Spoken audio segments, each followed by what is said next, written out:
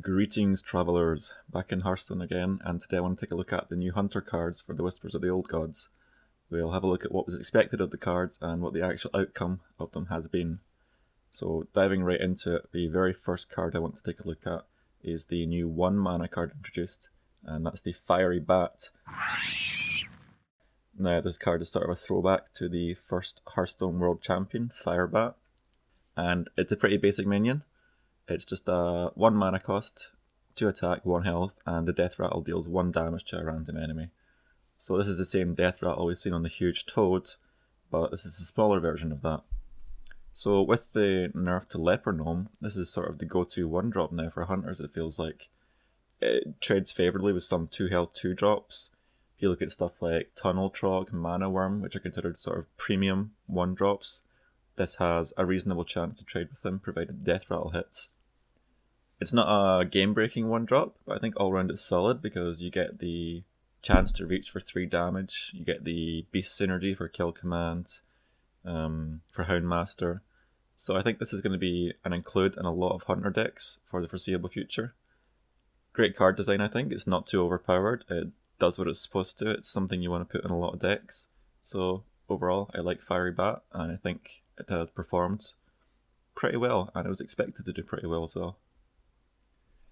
The next card here is On the Hunt. Another 1 mana cost, this time it's a spell, and this spell deals 1 damage and summons a 1/1 Mastiff, and the Mastiff is a beast. Now, this card can be closely compared to the Elven Archer, which is the 1 mana 1/1 with a battle cry for deal 1 damage. Now you might think these cards are identical, but there are some notable differences between the two. One difference is On the Hunt as a spell, so we have synergy with Lock and Load, we have synergy with Yogg-Saron. Unfortunately, spells can't target stuff with the untargetable aura, things like Fairy Dragon, things like Sogoth the Slitherer. So whilst it does have synergy with Yogg and Lock and Load, Elven Archer is better in the case where you need to target something like a Fairy Dragon. It kind of depends. I think either of the two can fit in a deck. I think maybe On the Hunt has more uses than Elven Archer would. There's very few times where you can't use On the Hunt, since Loatheb is now out of standard format, so you're not going to get your spells locked down like that. I suppose you could be counterspelled, but if your 1 mana spell gets counterspelled, are you really too unhappy about that? So despite this being subjectively better than Elven Archer, it hasn't really seen too much play because the card just doesn't do very much by itself. I think as a hunter you kind of want to be playing actively rather than reactively. So if you're having to start casting spells on turn 1 already to react to your opponent's stuff, you're probably not playing the theme of Hunter very well. It's the same sort of reason people don't include stuff like Power Shot or Explosive Shot. You just want to have the board presence as a hunter. You want to be dealing damage. Even if you're not the face-oriented type of hunter, Hunter does still primarily win by dealing damage whenever it can. And this card just doesn't really lend itself very well to that. The next card here is the Carrion Grub. Very, very basic minion, has no text on it at all. It's just a 3 mana 2/5. This card's pretty similar to the Druid of the Flame, which summons as a 2/5 or a 5/2. With the Druid of the Flame, you get the option of which mode you want to summon it in, but with the Carrion Grub, you get the Beast tag. So with a Houndmaster, this card is actually pretty good. It goes up to a 4/7, which is a really nice stat line. As a 2/5, the attack is a little bit low, but the high health value does guarantee that you're going to have some sort of beast sticking on the board, giving you potential Houndmaster value. I think if you curve turn 3 Carrion Grub, there's a really high chance that it lives, and you can go turn 4 into Houndmaster and get really good value like that. All round, it's a pretty solid minion. Doesn't do anything special, but it's just a nice 3-drop that fits pretty well. Because of the fact the card's not broken, it hasn't been put in too many decks. I think something about Constructed people have to realise is that your card can be good, but if it's not broken, then it's probably not going to be in Constructed. In Arena, sure you pick this, it's a great card, but who really plays Hunter in Arena anyway? It's a bit of a shame that it's not going to see a lot more play, because I think it's a great minion, but again, it's just low attack, it doesn't fit the theme of Hunter. Blizzard are trying to push the whole control hunter or mid-range hunter sort of style, and it's just really not working yet. They don't have the tools to do it. The next card here to look at is the Forlorn Stalker. The beasts betrayed me. Now this card is another 3 mana card. It's a 4 attack, 2 health, so it's a bit of a flip compared to the Carrion Grub. But this card also gives all your Death Rattle minions in your hand +1/+1. This card is pretty garbage. I think most people expect it to be pretty garbage. We've lost stuff like Haunted Creeper. We've had Leper Gnome nerfed down to 1 attack, so it's not being used anymore. It's just, what does this card realistically do? It's a very slow card with only 2 health. You're losing a lot of tempo by playing something like this. Sure, it has 4 attack, but it just dies to so much so easily. You give your Infested Wolf +1/+1, you give maybe your Savannah Highmane +1/+1. But ultimately, it just doesn't end up mattering much because you need to have those cards in your hand already. And there's a good chance you won't have them because you want to be mulliganing them away at the start of the game. So you might play this and hit nothing at all. It's just, you don't want to have to hold so many cards in your hand as a hunter. And unless you're doing that, the value on this guy is just really low. Overall, he's just not very good, and I think in Arena he's not very good either. I don't see this card really fitting in anywhere, unless some really hard Death Rattle Hunter style comes back in a future expansion. But I'm not too optimistic about that happening. I just think this card is overall not so good, and I don't think he was met with very much of a warm reception either. So, sorry Forlorn Stalker, better luck next time. The next card to look at here is a 3 mana cost spell called Infest. Infest gives your minions a Death Rattle effect, and this Death Rattle effect is the same as the Web Spinner. It just adds a random beast to your hand. The downside to this card is the kind of prohibitive mana cost. You'd want to have board control already to get maximum value out of this, and board control isn't something hunters are doing too well. They don't have the Mad Scientist anymore to push out easy explosive traps or freezing traps, and they don't have any ahead of the curve minions. Just a lot of hunter cards right now are very fair, and fair doesn't quite do it in Constructed. You need broken stuff, you need overpowered stuff, you need to innervate into a big minion, you need to get the cheap stuff that Shaman has, 4 mana 7/7. Hunter just does not have that right now, which means minions don't stick on the board, which means Infest is not that good. It kind of has the same problem as Soul of the Forest did, and that even though it costs 1 less mana, I'd still consider this card to be worse than Soul of the Forest. It relies too much on board control, and when the effect hits, it doesn't really give you enough, even with board control. I mean, a good case is you have 2 minions on the board, and you get Death Rattle, add 2 random beasts to your hand. It puts it at about the same value as Arcane Intellect, except it has a sort of pre-requirement, and I would say 2 random beasts is worse than draw 2 cards. So this card is just not very good. It's another sad attempt, really. I'm not sure what they were aiming at with this card. They sort of suggested a mid-range control style hunter, and then we get this, and I don't know, I guess they expected hunter minions to be sticky, but I think the loss of something like Haunted Creeper and Mad Scientist has made that very hard to achieve. Sadly, Infest is just not very good. I don't think anyone really expected it to be good either. So that's a whole lot of negativity, but the next card here actually is okay. This is the Infested Wolf. This card is a 4 mana 3/3, and it has a Death Rattle to summon 2 1/1 spiders. Similar Death Rattle to the Haunted Creeper, except the spiders are not spectral spiders, so they do also count as beasts. So the main advantage of this card is it's a difficult card to remove, sort of like the old Haunted Creeper, the old piloted Shredder. The Death Rattle effect also includes beasts, so you've kind of got guaranteed beast synergy. So if you're running, say, Ram Wrangler, you can go turn 4 Infested Wolf, turn 5 Ram Wrangler, you're almost assured to have a beast. It's pretty good, but this card alone can't really carry hunter decks. I think people expected the card to do well, and it has done well, but probably not as well as people would have liked, simply due to the fact that hunters are not doing very well for themselves right now. Again, as I've mentioned before, they just lack the broken stuff, they lack the OP potential. Playing fair cards isn't going to do it for you. And while this card sort of borders onto the OP territory past fair, it's not quite good enough to carry by itself. It's got low attack and health values, the spiders are quite low impact. All you get is a guaranteed beast synergy. And curving into turn 5, all that does for you is use of the Ram Wrangler, which is a very RNG card. Sometimes you might insta-win the game with a King Crush. Sometimes you might get a Stone Tusk Boar. It doesn't really solidify the place hunters need.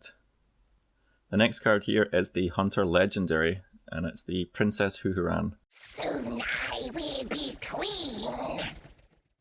It's a 5 mana, 6 attack, 5 health, and the battle cry is to trigger a friendly minion's death rattle effect. And this card it's pretty average, I think. The stat line, 6-5, isn't too bad for 5 mana, but the death rattle sort of requires that you have previous board control, and as I've said, that's quite hard for hunters to do. So with this card you might hit, say, an Infested Wolf if you go turn 4 Wolf, turn 5 Princess. I think the death rattle you really want to hit is something like, say, Sylvanas, but due to Sylvanas' 6 mana cost, you can't cast both of these in one turn. Another death rattle you might want to hit is the Savannah Highmane, but again, that's another 6 mana cost card, so you can't do both in one turn. It relies on something sticking, which is just not happening for hunters right now. I think the potential of this card is certainly there, and I don't think it's terrible, but I think right now it isn't fitting too well. Some people are experimenting with this card, but it's just so combo-y. Like, you need to have those minions on the boards, and you need to have them survive and then play this. And a lot of the times, with Hunter, if you have minions stick, you're going to win anyway, because you can just push the extra face damage. This card is another sort of attempt to go for the mid-ranger control style Hunter, but I just don't think they have what they need to achieve that just yet. I know people are trying sort of lock and load style Hunters with Yogg Saron, but the nature of Yogg just makes it very random, so there's nothing consistent here. I think maybe if a future expansion brings in more tools, we could see a resurgence of this card. For now, she's included in some decks, not in others. She doesn't usually achieve very much. Often she's just played as a vanilla 6-5, which is probably worse than the Pit Fighter, which is the 5-6 for 5. So, as a legendary, it's pretty sad, but I'm not too disappointed with this card. I think the potential is certainly there, but she's just not quite achieving it just yet. Speaking of potential, the next card here is Call of the Weld. This is an 8 mana cost spell. It's kind of like Animal Companion, which is the 3 mana spell to summon a random Huffer, but this one also gives you a minion to buff your Huffer and a taunt minion to protect your Huffer. Insane Huffer value. Yep. Me summon Leok. Nope. Summon Huffer. Yep. Summon Misha. Nope. Another Huffer. Yep. A lot of people saw the art for this card before it was released on the Blizzard website, and they pretty easily guessed this is what the card would do. You can look at the art, you see the 3 animal companions, you kind of know what it's going to do already. And people are saying, this is the new Dr. Boom, this card is going to be broken as hell, this is ridiculous, hunters are going to be dominating. I don't really think that's happened, despite the fact that Call of the Weld has proven to be very, very powerful, and it's just as insane as predicted. Hunters are often in a bad spot come by turn 8, and you need Call of the Weld to catch up. I think what a lot of people didn't consider is that Hunters would be in quite bad shape. I think the loss of Mad Scientist hit them the hardest, and the loss of Haunted Creeper as well. It's just left them in a very, very bad situation, and they can't keep up with the power going to turn 8. You can catch up a bit with Call of the Weld, but I think by then it's usually too late. So, much like the Princess, this is one of those sleeper cards that could become quite powerful if we get a new set of cards come in, and this works with them nicely. At the moment, pretty much every deck from Hunters, including 2 of these, and without this card, honestly, Hunter would be completely useless.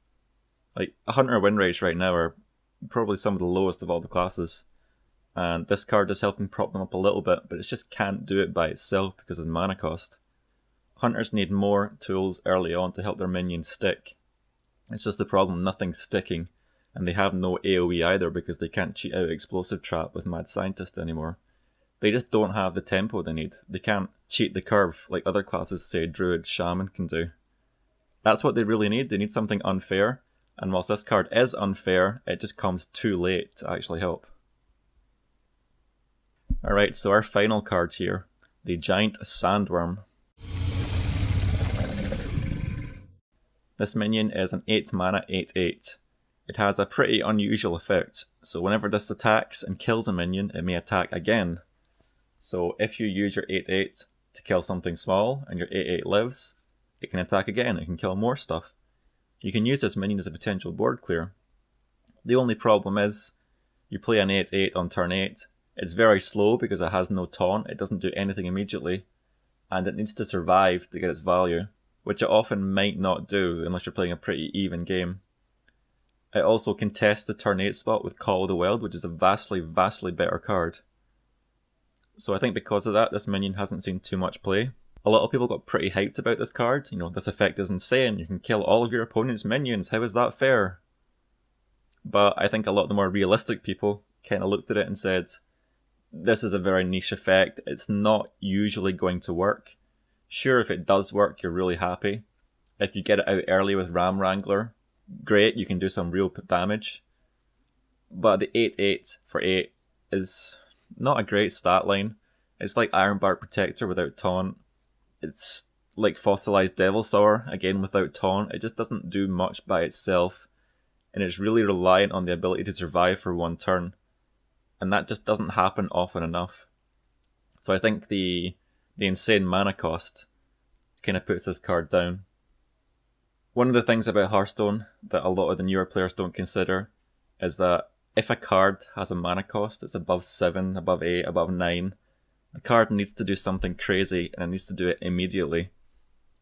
If a card is as slow as this, it often just can't be run because the tempo loss is just too big. If your opponent has a board full of minions and you spend your entire turn playing an 8/8 that doesn't do anything, they'll just rush you down with those minions. If something costs this much mana, it needs to act immediately. It needs to have immediate board impact. It needs to kill your opponent immediately. It just needs to do something without having to wait, which the Giant Sandworm does not do, and Call of the Weld does do. You're not going to want Giant Sandworm in your deck when Call of the Weld's there. I think the only time we see this being played is when it gets someone from the Ram Wrangler. I think in Arena, it's a pretty average card. It's not going to be a top pick. I think overall, which is pretty underwhelming, despite the effect seeming potentially quite exciting, it just doesn't work often enough. It's another case of the Hunter cards just being a little bit meh. They don't really have enough impact, they don't last long enough, they don't stick around. It's just not unfair enough. Again, I keep saying that. Hunters need something unfair, they need something broken. This isn't it. Call of the Weld sort of is it, and it competes in the 8 mana cost, so it's kind of a no-brainer which card you want to take. You can't fit that many 8 mana cost things in your deck, so yeah, I don't really see why any constructed deck would take this, and most Arena decks won't unless they're forced to. Alright, so that brings us to the end of the look at the Hunter cards. I know I spouted a lot of negativity here, but I think it's because Hunter's in a very bad space right now. They've lost the Mad Scientist, which has crippled them quite a big deal. It's the same similar story with Haunted Creeper. They just need that sticky minion, and they don't have it anymore. It's very crippling to them. I think arguably Hunter is the weakest clash right now, despite the fact that they got potentially one of the strongest cards of the set in Call of the Weld. The rest of their toolkit just isn't doing it for them. Fiery Bat is the only card here. Well, I suppose Infested Wolf as well. Those two are the only cards that are actually any good. All the rest are average or just bad. They don't have the unfair stuff like ramping into stuff with Innervate. They can't play a 4 mana 7/7, which I suppose is good because nobody likes that very much anyway. They just don't have anything good enough right now. I think what they had before was the Mad Scientist, like I mentioned. They really needed that. And I think people didn't quite anticipate just how much the loss of that would impact them.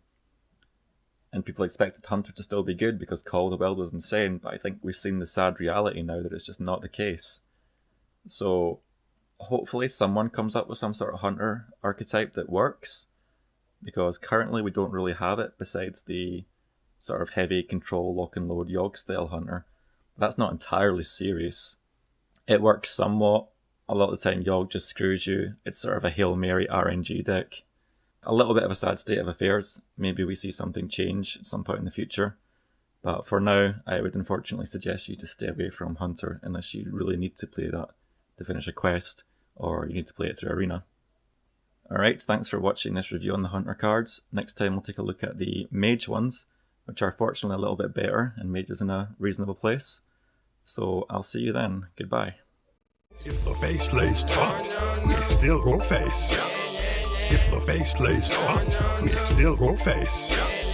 If the face lays taut, we still go face. Give a fuck if you don't like me, we still go face.